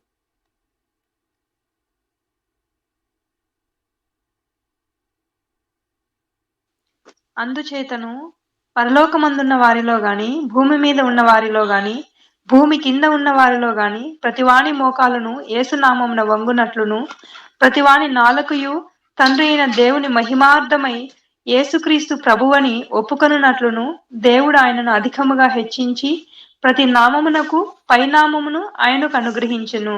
అర్థమైందా? సో ఇక్కడ కావున గొప్ప వారితో నేను అతనికి పాలు పంచిపెట్టేదను అంటే అర్థము, తండ్రి చెప్తున్న మాట తన కొడుకును ఆల్రెడీ హెచ్చించాడు. హెచ్చించి అన్ని నామముల కన్నా పైనామముగా ఆయన నామాన్ని ఉంచుతున్నాడు. ప్రతి మోకాలు ఆయన నామములో వంగునట్లు చేస్తానని చెప్పి తండ్రి చెప్తూ ఉన్నాడు. అంటే the credit he wants to give to his son he has already given. ఎందుకనంటే ఆ టాస్క్ ఇచ్చినప్పుడే ఆయన ఆల్రెడీ గొప్పవాణిగా ఎంచుకున్నాడు. ఎందుకనంటే ప్రాణము పెట్టాలి, ప్రాణము దారపోయాలి అంటే చిత్తం, ఎదురు మాట చెప్పకుండా ఉన్న వ్యక్తిని దేవుడు హెచ్చించాడు. చూడండి, అన్ని నామముల కన్నా పైనామముగా అధికముగా హెచ్చించి ప్రతి నామమునకు పైన నామమును ఆయన అనుగ్రహించను. ఆల్రెడీ ఆయనను హెచ్చించాడు. రైట్. తర్వాత గనులతో కలిసి అతడు కొల్ల సొమ్ము విభాగించుకొను. గనులతో కలిసి, ఇక్కడ గనులు అనేది ఎవరో తెలుసా? ఇక్కడ గనులు అంటే ఎవరు అంటే మనమే అంటే విశ్వాసులము. విశ్వాసులతో కలిసి ఆయన రాజ్యాన్ని పంచుకుంటాడు. ఎప్పుడు చెప్పండి? నిన్నది మీరు జాగ్రత్తగా విన్నట్టే ఇప్పుడు దీనికి సమాధానం చెప్తారు. గనులతో కలిసి కొల్ల సొమ్ము విభాగించుకొను అంటున్నాడు. దానికి నేను చెప్తున్న మాట ఏంటంటే, గనులు అంటే విశ్వాసులే. విశ్వాసులతో కలిసి మనము ఆయనతో పాటు రాజ్య పరిపాలనలో భాగస్థులు అవుతాము. ఇది ఎప్పుడు జరుగుతుంది చెప్పండి?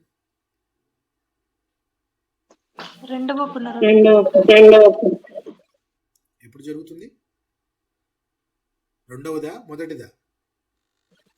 రెండవ పునరుత్థానం. జాగ్రత్తగా ఆలోచించండి. మొదటిదా రెండవదా? మొదటి పునరుత్థానం. మొదటి పునరుత్థానము జరుగుతుంది. రైట్. ఇప్పుడు పునరుత్థానం అనేది 1000 దేవునితో పరిపాలనలో కొల్ల సొమ్ము విభాగించుకునే గనులు ఎవరయ్యా అంటే బిలీవర్స్, విశ్వాసులు. విశ్వాసులందరూ కూడా క్రీస్తుతో 1000 పరిపాలనలో పాలిభాగస్తులు అవుతారు అనంటే, పాలిభాగస్తులు అవ్వాలి అనంటే క్రీస్తు పునరుత్థానుడైనట్టు మనము కూడా పునరుత్థానం అవ్వాలి. అంటే క్రీస్తు పునరుత్థానుడు అయ్యాడు, అవ్వబోతున్నాడు అని యెషయా గారు చెప్తున్నారు. ఆయన పుట్టక మునిపే, క్రీస్తు పుట్టక మునిపే 700 సంవత్సరాల ముందే యెషయా గారు తన గ్రంథంలో చెప్తున్నాడు, పునరుత్థానుడు అవుతాడు. ఆయన అయిన తరువాత మిగిలిన వారికి, విశ్వాసులకు పునరుత్థానాన్ని ఇచ్చి వారందరినీ తమ పరిపాలనలో భాగస్థులుగా చేసుకుంటాడు అని చెప్పేసి యెషయా గారు తన గ్రంథంలో గ్రంథస్థం చేస్తూ ఉన్నాడు. దీన్ని బట్టి పౌలు గారు అన్న మాట నిజమే కదా? పునరుత్థానం గురించి ప్రవక్తలు చెప్పారా లేదా? ఇప్పుడు ఇందులో పునరుత్థానం మనకు కనబడుతుందా, కనబడట్లేదా? మీకు క్లియరా? కనబడుతుందా? ఈ యొక్క అధ్యాయంలో దేవుని పుట్టుక, క్రీస్తు పుట్టుక, మరణము, పునరుత్థానము కూడా ఉంది. చూడండి, గనులతో కలిసి అతడు కొల్ల సొమ్ము విభాగించుకొను. ఏలయనగా, ఎందుకనగా అంటే మరణము నొందునట్లు అతడు తన ప్రాణమును దారబోసెను. మరణము నొందేటట్టు ప్రాణం దారపోసాడు. ప్రాణం దారపోయటము అని అంటే ఎట్లాగా? ప్రాణం దారపోసేది కూడా ఎలాగా అనంటే చావు నుంచి ఎస్కేప్ అయినట్టు కాదు, చావు నుంచి తప్పించుకున్నట్లు కాదు. చావు దాకా వెళ్ళి వచ్చిన వాళ్ళని కూడా మృత్యుంజయులు అని పిలుస్తుంటారు చాలామంది. అంటే వీడు ఆల్మోస్ట్ చావు దాకా వెళ్ళి వచ్చాడు రా అంటే చావలేదు. కానీ ఈయన ప్రాణం ఎలా పెట్టాడు చూసారా? మరణము నొందునట్లు అతడు తన ప్రాణమును దారబోసాను. ఒక సాంగ్లో నాకు వర్స్ మర్చిపోయాను, ఇందాకే చూసుకున్నాను నా వర్స్ మర్చిపోయాను. ఆ పాటలో నిజంగా చక్కగా రాయబడి ఉంటుందంటే, ప్రాణము మరణము పొందునంతగా నలిగిపోయెను ప్రభు కల్వరిలో, ఆశతో యేసుని స్తుతించు, దోషములన్నీ భరించెనా, ఆశతో ఆయన్ని స్తుతిస్తే దోషాలన్నీ పోతాయట. దోషాలు పోగొట్టగలిగిన శక్తి ఆయన తను మరణము పెట్టి, తన ప్రాణాన్ని పెట్టి, మరణాన్ని జయించి ఆ శక్తిని మనకి అందించగలుగుతున్నాడు, ధారపోస్తూ ఉన్నాడు ప్రియులారా. సో గనులతో కలిసి అతడు కొల్లసము విభాగించుకొను, ఎలయనగా మరణము నొందునట్లు అతడు తన ప్రాణమును ధారపోసెను. మరలా పునరుత్థానం మరొక మాటలో కనబడుతుంది చూడండి. అతిక్రమము చేయు వారిలో ఎంచబడిన వాడాయను, అనేకుల పాపమును భరించుచు తిరుగుబాటు చేసిన వారిని గూర్చి విజ్ఞాపనము చేసెను. ఈయన విజ్ఞాపన చెయ్యాలి అని అంటే విజ్ఞాపన ఎవరితో చేస్తాడు ప్రభు అయిన క్రీస్తు? చెప్పండి.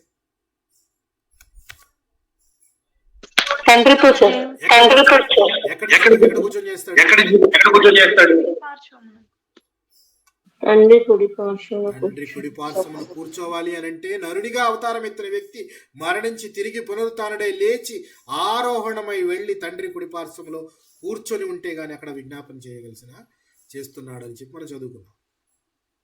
సో ఆయన ఇక్కడ మరలా ఇందులో పునరుత్థానము అనేకుల పాపములను భరించుచు తిరుగుబాటు చేసిన వారిని గురించి విజ్ఞాపనము చేసెను. సో ఇలాగా 53వ అధ్యాయంలో యెషయా గారు తన గ్రంథములో పునరుత్థానం గురించి కూడా ఎంత చక్కగా వివరించారో చూడండి ప్రియులారా. అతడు తనకు కలిగిన వేదనను చూచి తృప్తి నొందును, నీతిమంతుడైన నా సేవకుడు జనుల దోషములను భరించి తనకున్న అనుభవ జ్ఞానము చేత అనేకులను నిర్దోషులుగా చేయును. మనం ఎప్పుడు నిర్దోషులమవుతాము అంటే క్రీస్తుని విశ్వసించి ఆయన నామములో బాప్తిసం తీసుకున్నప్పుడే నిర్దోషులుగా ఎంచబడతాము. నిర్దోషులుగా ఎంచే జ్ఞానము, అనుభవ జ్ఞానం ఆయన దగ్గర ఉన్నది. చూసారు. సో ప్రవక్తలు చెప్పిన దానిలో కూడా పునరుత్థానం ఉంది. వారు చెప్పిన మాటలే కదా నేను విశదీకరించి చెప్తున్నాను అని చెప్తాడు. అలాగే పేతురు గారు కూడా తన ప్రసంగంలో, మేడగది ప్రసంగంలో ఒక మాటను జ్ఞాపకం చేసుకుంటాడు. ఏమిటా మాట మీకు జ్ఞాపకం ఉందా? పెంతెకొస్తు మేడగది అనగానే మన జ్ఞాపకం వచ్చే అధ్యాయం ఇది. అపోస్తుల కార్యముల గ్రంథము 2వ అధ్యాయంలో పేతురు గారు లేచి మాట్లాడుతూ తన మాటలలో పాత నిబంధన గ్రంథంలో ఒక ప్రవక్త ఈ విధంగా అన్నట్లుగా ఒక స్క్రిప్చర్ని ఆయన మెన్షన్ చేస్తాడు. దానిలో క్రీస్తు పునరుత్థానం ఉందో లేదో చూద్దాం. అపోస్తుల కార్యముల గ్రంథము 2వ అధ్యాయము 27వ వచనాన్ని గమనిద్దాం.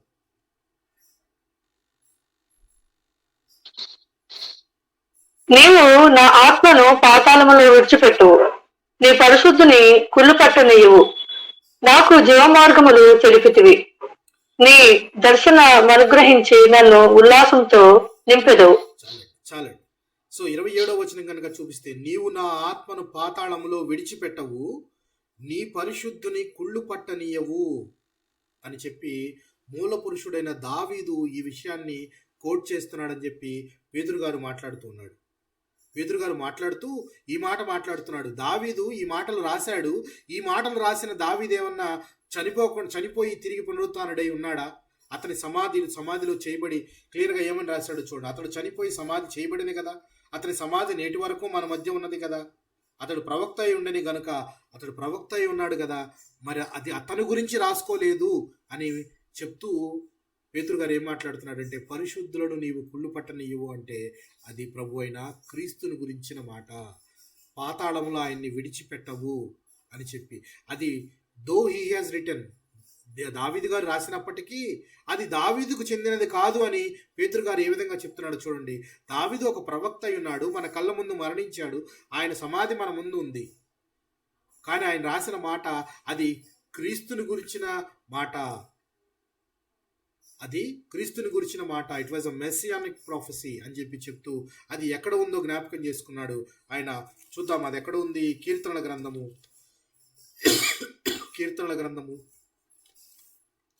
16వ కీర్తనను మనం జ్ఞాపకం చేసుకుందాం.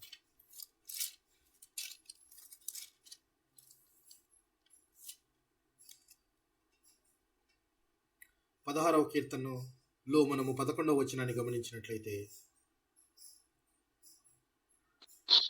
నీ పరిశుద్ధుని కుళ్ళు పట్టనీయవు, జీవమార్గమును నీవు నాకు తెలియజేసదవు, నీ సన్నిధిని సంపూర్ణ సంతోషము కలదు, నీ కుడి చేతిలో నిత్యము సుఖములు కలవు. నీ పరిశుద్ధుని కుళ్ళు పట్టనీయవు, జీవ మార్గమును నీవు నాకు తెలియజేసితివి. మార్గము తెలియజేశాడు ఈయనకి. ఆ మార్గాన్నే ఈయన ప్రభు అయిన క్రీస్తు మనకు చెప్తూ ఉన్నాడు, నేనే మార్గమును నేనే సత్యమును. ఆ మార్గము ఎరిగిన వ్యక్తి కాబట్టి ఆ మార్గాన్ని మనకు చెప్తున్నాడు. సో అందుకే జీవ మార్గమును నీవు నాకు తెలియజేసేదవు, నీ సన్నిధిని సంపూర్ణ సంతోషము కలదు. సో పేతురు గారు కోట్ చేస్తూ ఇలా పరిశుద్ధులని కుళ్ళు పట్టనీయవని దావీదు గారు రాసిన మాట తన గురించి కాదు, ప్రభు అయిన క్రీస్తుని గురించి అని చెప్పి చక్కగా మాట్లాడుతూ ఉన్నాడు. ఆయన చక్కగా మాట్లాడుతూ ఉన్నాడు. అంటే కుళ్ళు పట్టకుండా కుళ్ళి పట్టిపోవటము అని అంటే అక్కడ సమాధిలో విడిచిపెట్టడం, పాతాళంలో విడిచిపెట్టడం.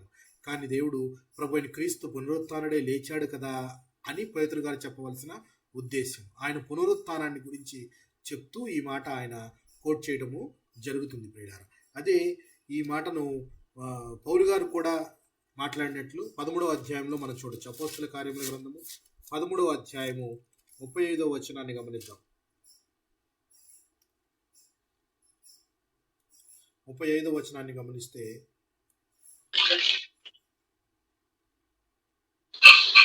కాబట్టి వేరొక కీర్తనయందు నీ పరిశుద్ధిని కుళ్ళు పట్టనీయవని చెప్పుచున్నాడు. 34వ వచనం కూడా చదువుతున్నాను, గమనించండి. మరియు ఇక కుళ్ళు పట్టకుండా ఆయనను మృతులలో నుండి లేపుటను బట్టి దావీదునకు అనుగ్రహించిన పవిత్రమైన వరములను మీకు అనుగ్రహించును అని నమ్మకములైనవని చెప్పాను. దానికి ముందు రాస్తూ ఆయన దేవుడు యేసును లేపి పితరులకు చేసిన వాగ్దానమును మన పిల్లలకు నెరవేర్చి ఉన్నాడని మేమును మీకు సువార్త ప్రకటించుచున్నాము. అలాగే నీవు నా కుమారుడవు, నేడు నేను నిన్ను కంటిని అని 2వ కీర్తన యందు రాయబడి ఉన్నది. మరియు ఇక కుళ్ళు పట్టకుండా ఆయనను మృతులలో నుండి లేపుటను బట్టి దావీదునకు అనుగ్రహించిన పవిత్రమైన వరములను మీకు అనుగ్రహించును అని నమ్మకములైనవని చెప్పాను. కాబట్టి వేరొక కీర్తన యందు నీ పరిశుద్ధుని కుళ్ళు పట్టనీయనని చెప్పుచున్నాడు. దావీదు దేవుని సంకల్పం చొప్పున తన తరము వారికి సేవ చేసి నిద్రించి తన పితరుల యొద్దకు చేర్చబడి కుళ్ళిపోయాను గాని దేవుడు లేపిన వాడు కుళ్ళు పట్టలేదు. ఆ మాటలు రాసిన వాడు కుళ్ళు పట్టాడు కానీ ఆ మాటలు ఎవరి గురించి రాయబడినవో ఆయన కుళ్ళు పట్టలేదు. ఆయనను దేవుడు తిరిగి లేపాడు, ఆయనే ప్రభు అయిన క్రీస్తు అని చెప్పి ఈయన ఇంకా విశదీకరించి చెప్తున్నాడు. పేతురు గారు అక్కడ మాటనే కోట్ చేశాడు, ఈయనైతే ఇంకా విశదీకరించి రాస్తున్నాడు. ఈ మాటలు దావీదు గారు తన కీర్తనలో రాశాడు కదా, నీవు పరిశుద్ధులను కుళ్ళు పట్టనీయవు అని దావీదు గారు మెన్షన్ చేసిన మాట అది దావీదు తన గురించి రాసుకున్నాడేమో అని కనుక మనం ఆలోచిస్తే దాన్ని పౌలు గారు ఎంత చక్కగా డిస్క్రైబ్ చేస్తున్నారో చూడండి. ఏమని? దావీదు దేవుని సంకల్పం చొప్పున తన తరము వారికి సేవ చేసి నిద్రించి తన పితరుల యొద్దకు చేర్చబడి కుళ్ళిపోయాను. శరీరం కుళ్ళిపోతుంది కదా, కుళ్ళిపోయాడు. కానీ ప్రభు అయిన క్రీస్తు చనిపోయిన తర్వాత సమాధిలోకి చేర్చబడిన తిరిగి పునరుత్థానుడై లేచాడు. కుళ్ళు పట్టనివ్వకుండా తండ్రి తన కుమారులను లేపాడు అని చెప్పడానికి ఇక్కడ దేవుడు తన పితరుల యొద్దకు చేర్చబడి కుళ్ళిపోయిన కానీ దేవుడు లేపిన వాడు కుళ్ళు పట్టలేదు. సో దేవుడు ఎవరినైతే లేపాడో ఆయన కుళ్ళు పట్టలేదు. ఎవరు కుళ్ళు పట్టలేదు చెప్పండి? ఇప్పుడు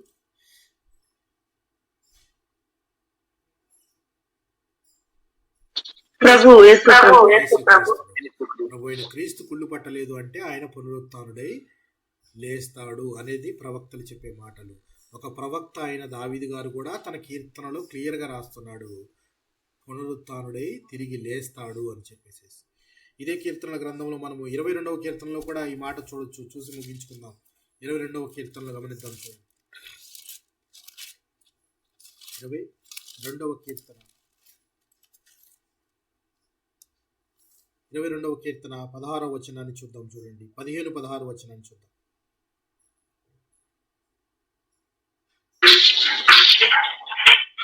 పూర్వము నుండి దుష్టులు అనుసరించిన మార్గమును నీవు అనుసరించదవా?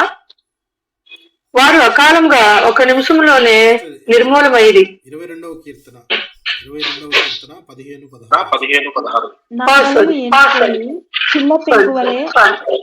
చిల్ల పెంకు వలె ఆయను నా నాలుక నా దవడను అంటుకుని ఉన్నది. నీవు నన్ను ప్రేతల భూమిలో పడవేసి ఉన్నావు. కుక్కలు నన్ను చుట్టుకొని ఉన్నవి, దుర్మార్గులు గుంపు కూడి నన్ను ఆవరించి ఉన్నారు. వారు నా చేతులను నా పాదములను పొడిచి ఉన్నారు. వారు నా పాదములను పొడిచి ఉన్నారు. ఇక్కడ నా ఎముకలన్నీ నేను లెక్కింపగలను. వారు నిదానించి నన్ను తేరి చూచుచున్నారు. నా వస్త్రములు వారు పంచుకొనిచున్నారు. నా అంగీ కొరకు చీట్లు వేయుచున్నారు. ఈ మాటలన్నీ ఎవరి విషయంలో జరిగినవి ప్రియులారా? ఎవరి విషయంలో జరిగినవి? ఆయనని సిలువ వేస్తే గొప్ప విషయం ఏంటో తెలుసా? గొప్ప విషయం ఏంటి అనంటే, ఏ వ్యక్తినైనా సిలువ వేస్తే మొదట కాళ్ళు విరిగిపోతాయట. అది ఫ్యాక్ట్. అది చాలా మంది ఖైదీలలో గమనించేది ఏంటంటే, సిలువ వేసినప్పుడు ముందుగా వారి కాళ్ళలో ఉన్న రక్తం అంతా కూడా డ్రైన్ అవుట్ అయిపోయి కాళ్ళు విరిగిపోయి తర్వాత చనిపోతారట. కానీ ప్రభు అయిన క్రీస్తు శరీరంలో ఒక్క ఎముకైనా విరగబడిందా? ఒక్క ఎముక కూడా విరవబడలేదు. ఒక్క ఎముక కూడా విరవబడలేదు. ఆయన అంగీ కొరకు చీట్లు వేసుకున్నారట. చీట్లు వేసుకున్నారు, కరెక్టే కదా? కరెక్టేనా? ఆయన అంగీ కొరకు చీట్లు వేసుకున్నారు. ఇది మనము దహన బలి గురించి చెప్పేటప్పుడు చెప్పాం. దహన బలిలో యాజకుడు ఎలాగ బలివబోయే జంతువు యొక్క చర్మాన్ని ఒలుస్తాడో, అలాగే ప్రభు అయిన క్రీస్తు చర్మము అనంటే ఆయన పైన ఉన్న అంగీని విప్పివేస్తే ఆ అంగీ కోసం వీళ్ళంతా చీట్లు వేసుకుని కింద వారు తీసుకుంటున్నారట. అక్కడైతే ఆ చర్మాన్ని యాజకుడు తీసుకుంటాడు ఒక ఫీజుగా. ఇక్కడ వీళ్ళైతే ఆ సిలువ వేసిన వారు వేసుకొని అందులో ఎవరికి వస్తే చీటి వాళ్ళు తీసుకున్నారట దాన్ని, అంగీని. సో ఇవన్నీ వాక్యానుసారము జరగవలసి ఉన్నది కాబట్టి జరిగినవి. అలాగే చూడండి, నా వస్త్రములు వారు పంచుకొనిచున్నారు, నా అంగీ కొరకు చీట్లు వేయుచున్నారు. యెహోవా దూరముగా ఉండకుము, నా బలమా త్వరపడి నాకు సహాయము చేయుము. ఈ మాటలు మనము ఇందులో మాటలు గనక మనము గమనిస్తే ఈయన మొరపెట్టుకుంటున్నట్టు కనబడుతుంది. క్రీస్తు తండ్రితో మొరపెట్టుకున్న మాటలను కనబడుతుంది. ఈ మాటను చూస్తే చివరికి వెళ్ళి చూస్తే 24, 25 వచనాలు కనుక గమనిస్తే, తండ్రి తన ప్రార్థనను ఆలకించాడు అని చెప్పేసి రాస్తున్నాడు ఇక్కడ. అది దావీదు గారు అది రాసినప్పటికీ దావీదు గారు తన మాటలలో క్రీస్తు చెప్పిన మాటలు ఉట్టిపడుతున్నాయి. చూడండి, యాకోబు వంశస్థులారా మీరందరూ ఆయనను గణపరచుడి, ఇశ్రాయేలు వంశస్థులారా మీరందరూ ఆయనకు భయపడి, ఆయన బాధపడు వారిని బాధను తృణీకరింపలేదు, దాన్ని చూచి ఆయనను అసహ్యపడలేదు, అతనికి తన ముఖము దాచలేదు. వాడు ఆయనకు మొరపెట్టగా ఆయన ఆలకించెను. మన సమాజంలో నిన్ను గూర్చి నేను కీర్తన పాడేదను. మొరపెట్టగా ఆలకించెను అంటే మొరపెట్టింది ఎవరు? ఆలకించింది ఎవరు?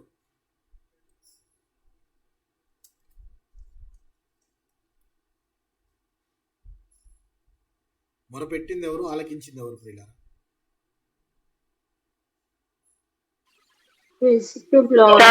పెట్టారు తండ్రి ఆలకించారు. Very good sister. మొరపెట్టింది క్రీస్తు, ఆలకించింది తండ్రి. ఆలకించాడు అనంటే దానికి జవాబిస్తాడు అని చెప్పి, అంటే అర్థము ఆయనను పరిశుద్ధులు దేహంని కుళ్ళు పట్టనివ్వకుండా తిరిగి పునరుత్థానం అతనికి అందజేస్తాడు, తిరిగి లేపుతాడు అని ఆయన మొరను వింటున్నాడు.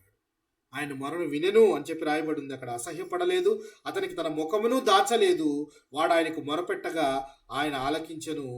మహాసమాజంలో నిన్ను గూర్చి నేను కీర్తన పాడెదను అని చెప్పి రాయబడి ఉంది పిల్ల.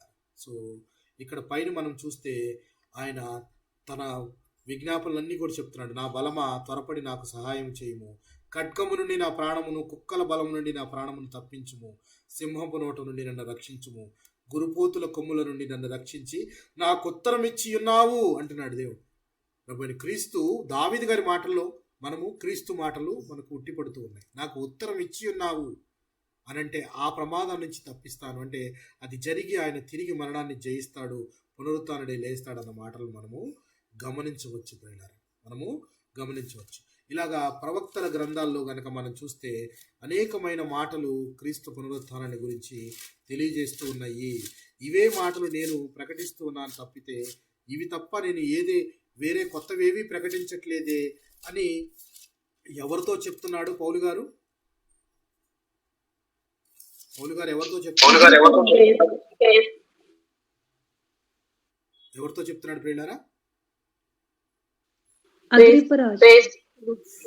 ఫేస్తుతో కాదు, అగ్రిప్ప రాజుతో చెప్తున్నాడు. ఫేస్తు కూడా ఉన్నాడు అక్కడ. ఎందుకంటే ఫేస్తు చెప్పిన మాట ఏంటి అంటే, ఈ యూదుల వ్యక్తి కాబట్టి, మీ వ్యక్తి కాబట్టి ఆయన మాటలను ఆయన మీరు వినండి అని చెప్తే అగ్రిప్ప రాజు వింటున్నాడు. అగ్రిప్పరాజు వింటూ ఉంటే ఈ మాటలు ఇలా జరుగుతూ ఉన్న క్రమంలో ఒక్కసారి ఫేస్తూ పౌలు మీద అరిచి, నువ్వు ఎక్కువగా విద్యను అభ్యసించడం వల్ల వెర్రివాడి అయిపోయావు అని చెప్పి ఒక మాట అంటాడు బిగ్గరగా ఫేస్తూ.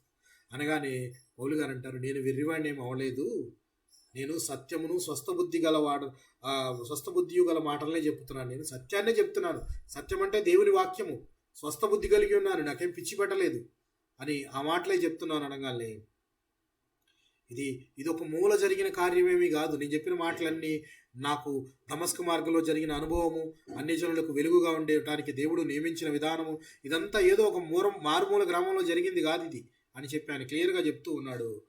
కార్యము కాదు. అగ్రిప్ప రాజా, తమరు ప్రవక్తలను నమ్ముచున్నారా? ఇక్కడ చూడండి, గొప్ప మాట. ఈ మాటలు మనం చదువుకొని మనము ముగించుకుందాం. ప్రవక్తలను మీరు నమ్ముచున్నారా అంటే, ఈయన అగ్రిప్పరాజు యూదులకు రాజుగా ఉన్నవాడు ప్రవక్తల గురించి నమ్ముతాడా నమ్మడా?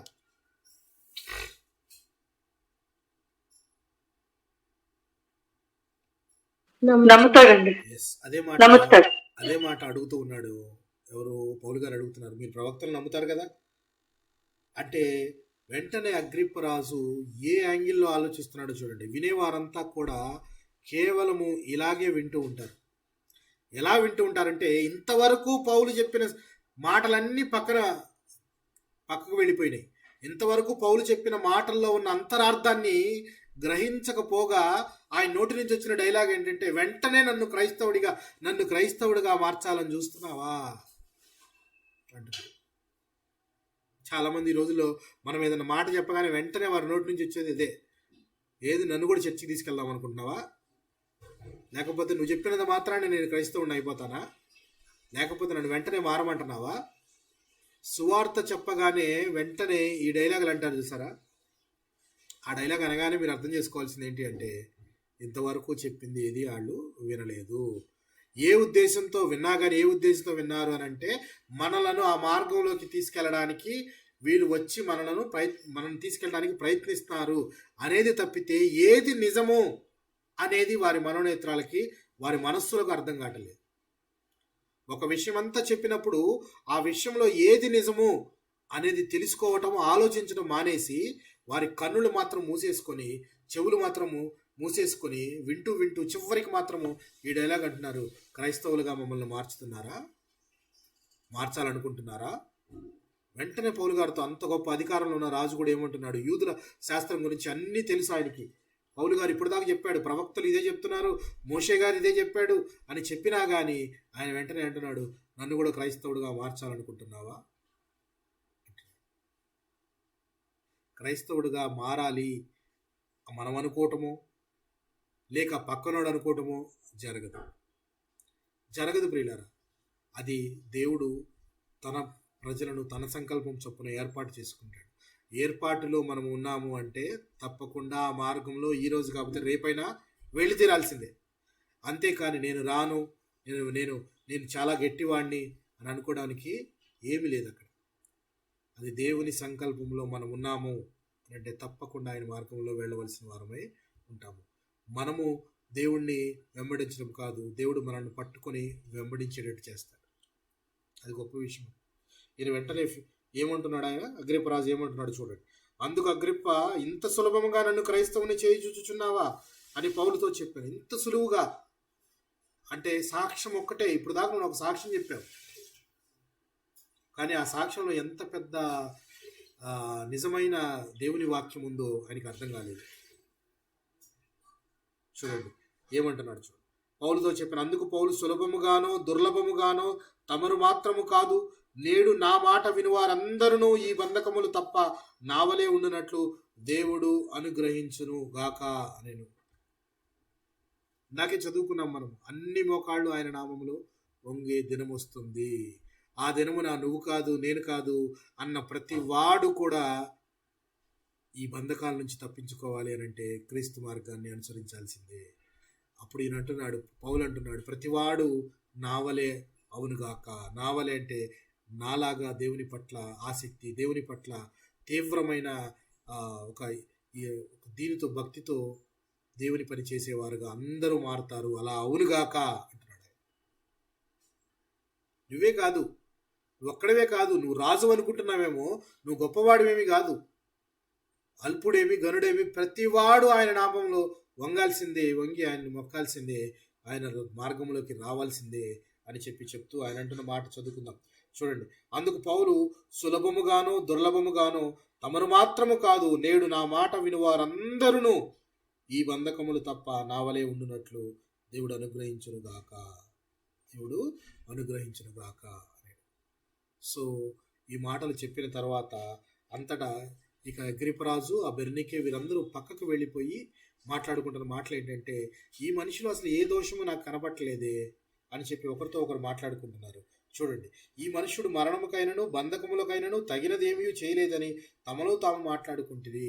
పోనీ ఇతన్ని జైల్లో పెడదామా లేక మరణశిక్ష వేద్దామా? ఈ రెండిటికి కావలసిన ఏవి కూడా ఈయనలో కనపట్టలేదు, అలాంటి తప్పులేమి ఈయనలో కనపట్టలేదు అని చెప్పి వారిలో వారు మాట్లాడుకుంటూ ఉన్నారు. అంటే అర్థము, ఇప్పటిదాకా పౌలు గారు చెప్పింది యూదులు రాజైన ఈయనకు, అగ్రిప్ప రాజుకి ఒక రకంగా అంగీకారమే అయినప్పటికీ బహిరంగంగా ఒప్పుకోలేకపోతున్నాడు. ఈయన చెప్పింది 100% కరెక్ట్ అని చెప్పి ఒప్పుకోలేకపోతున్నాడు. ఈనాటికి చాలామంది ప్రజలలో ఉన్న జాడ్యమే ఇది ప్రియులారా. క్రీస్తు మన కొరకు ప్రాణం పెట్టాడని, ఆయనే నిజమైన దేవుడని, రక్షకుడని, ఆయన తప్ప ఎవరూ తండ్రి వద్దకు చేర్చలేరని తెలిసినా కూడా అధికార గర్వము లేక ఇంకా ఏదో ఉద్దేశించి ఒప్పుకోని జనాలుగానే ఉంటున్నారు, కానీ నిజదేవుడి యొక్క మహిమను గుర్తెరగలేకపోతున్నారు. అందుకు ఇక అగ్రిప్ప ఈ మనుషుడు ఇక దాన్ని ఆయన ఏం చెప్పాలో ఈయన్ని విడుదల చేయండి అని చెప్పకుండా ఒక చిన్న క్లాస్ పెట్టాడు. ఏమనంటే, కైసరు ఎదుట చెప్పుకుంటానని నేను ఆల్రెడీ చెప్పాడు కదా, ఆ మాట చెప్పుండకపోతే ఈయన్ని విడిచిపెట్టేవాళ్ళము, కైసరు ముందు చెప్పుకుంటానన్నాడు కాబట్టి తప్పకుండా కైసరు దగ్గరికి పంపించాల్సిందే, లేకపోతే విడుదల చేయొచ్చు అని చెప్పి ఫేస్తుతో చెప్పేశాడు ఆయన.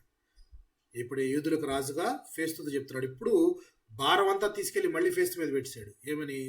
కైసరికి చెప్పుకుంటానన్నాడు కదా, ఆ మాట అతను చెప్పి ఉండకపోతే ఇతను విడుదల చేయి అంటే చెప్పాడు కదా ఆ మాట ఆయన.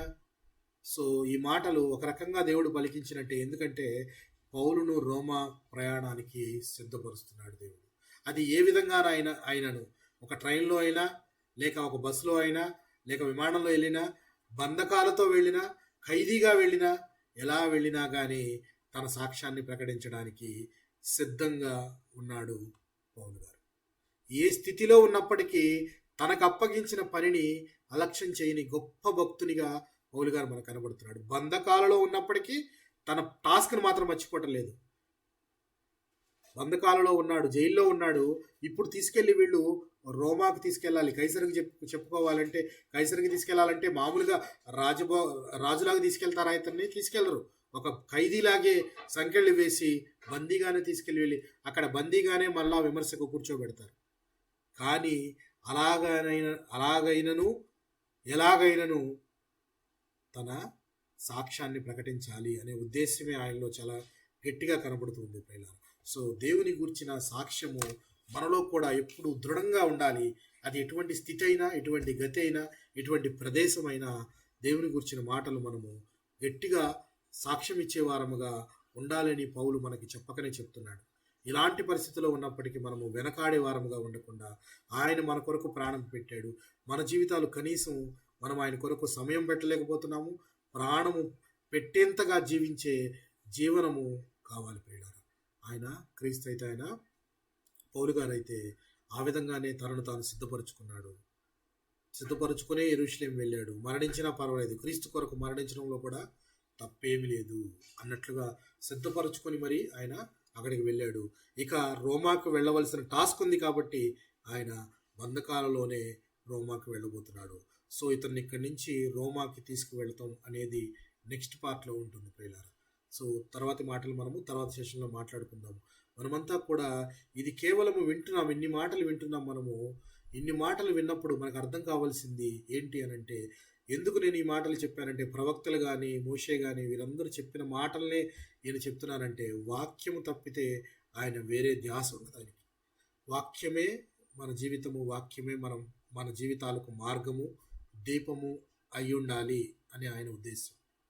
ఎంతమంది ఈ విధంగా జీవితంలో గడుపుతున్నారో నాకైతే తెలియదు, కానీ వాక్యం మన జీవితాలకు వెలుగై ఉండి మార్గం చూపిస్తుంది. ఆ వాక్యానుసారమే మన జీవితాలని కట్టుకోవాలి అని పౌలు గారు మనకి చెప్తూ ఉన్నారు. ప్రియులారా, మనమంతా కూడా వాక్యాన్ని అనుసరించే జీవన విధానాన్ని సాగించి వాక్యం మన జీవితంలో ఒక పార్ట్ అయిపోవాలి. ఒక పార్ట్ అయిపోయి మన మాటల్లో వాక్యము, మన చేతల్లో వాక్యము, మన సాక్ష్యం, మన మాటల సాక్ష్యంలో వాక్యము ఉండే విధంగా మనం సాక్షార్థమైన జీవితాన్ని మనం కలిగి ఉండాలని ఈ కొద్ది మాటలు మన వినికిడిలో దేవుడు దీవించి ఆశీర్వదించును గాక. ఆమేన్. ఇప్పుడు వచ్చిన మీ అందరికీ